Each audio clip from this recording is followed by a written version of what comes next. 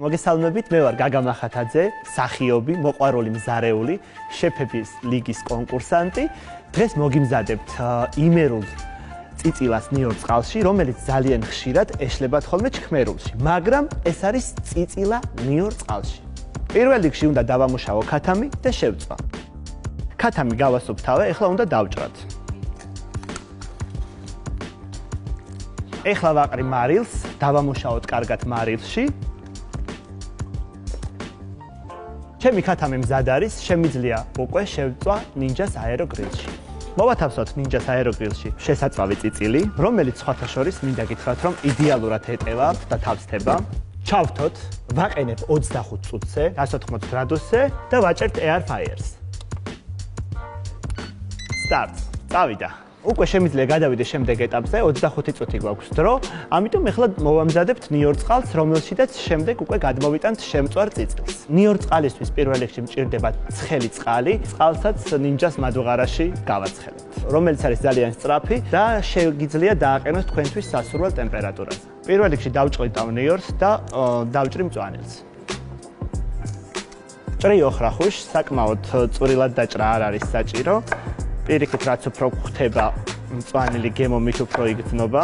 წყალიც ადუღდა, ნელ-ნელა ცოტა წყალს ჩავასხავ, დავიწყებ ნელ-ნელა მორევას.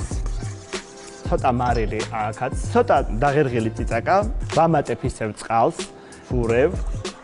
ცოტა მწვანილსაც დავუმატებ. მწვანილი ბევრი არ მიყვარს მე მაგალითად, აი ძალიან ცოტას, აი საკმარისი. ფანტასტიურია. ჩვენი ნიორ წყალი მზად არის მეგობრებო. ზუსტად ისეთი გამოვიდა, როგორიც მინდოდა. წიწილას ნიორ წყალში ძალიან უხდება მჭადი, იმერული მჭადი, რომელშიც დაგვეხმარება ნინჯას აეროგრილი. ჭადისკბილი მოვათავსეთ ჯამში, დავასხათ წყალი და დავიწყოთ ცომის მომზადება. სულ ცოტა მარილი, ციყვი მარილი, ცოტა წყალი. ჭადს უნდა მივცეთ ლამაზი, იწკინა ფორმა, ესე ვეძახით იმერეთში. ვიყენებ ნინჯას აეროგრილს, რომელსაც აქვს ორი განყოფილება და იდეალურია თუ გვინდა ერთდროულად მოვამზადოთ ორი კერძი, მაგრამ ამ შემთხვევაში ჩვენ გამოვიყენებთ ერთ განყოფილებას. გადავიტანოთ ესე. ლამაზად მოვათავსოთ. ვრთავ პირველ უჯრას. ვაყენებ 160 გრადუსზე დრო 15 წუთი და უნდა ჩავთოთ. წავიდა. წიწილმა დაასრულა შეწვა. ვაუ, არის იდეალურად დაბრაწული. სხვათა შორის რაც ძალიან მინდოდა, თავისი ცხიმი და წვენი აქვს, რომელსაც აუცილებლად გავურევ ნიორ წყალში. ვალაგებ ქათმის ნაჭრებს ნიორ წყალში, ჯერ ყველაფერს ერთად და მერე დავასერვირებ. ნაჭრები კარგად გადაურიე წვენში, ჭადიც მომზადდა. შვენიერია, დაბრაწული, ფანტასტიკური უცხიმო. შემიძლია დავიწყო სერვირება.